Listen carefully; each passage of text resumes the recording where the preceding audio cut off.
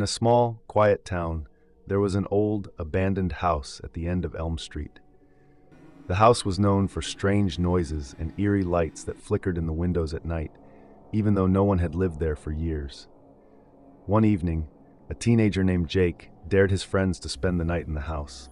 His friends, though nervous, agreed. As night fell, they entered the house with flashlights and a video camera to capture their adventure.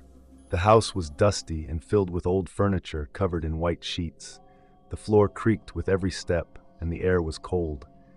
They set up their camp in the living room, where the flickering light of a single candle created dancing shadows on the walls. Around midnight, Jake went upstairs to explore the bedrooms. As he walked down the dim hallway, he heard a soft whisper behind him. He turned, but no one was there. The whisper came again, closer this time. He quickly returned to his friends, who were now huddled together, looking frightened. One of them, Sarah, pointed to a dark figure in the corner of the room. They all looked, but the figure vanished. They could hear footsteps moving around the house, even though they saw no one. Terrified, they decided to leave, but the front door wouldn't open. It was as if something was holding it shut. The temperature dropped, and their breaths became visible in the cold air. They heard a loud bang from the attic, and the sound of someone walking around above them. Desperate, they tried to break a window to escape, but it was as if the house was alive, resisting their every move. The whispers grew louder, turning into a cacophony of voices.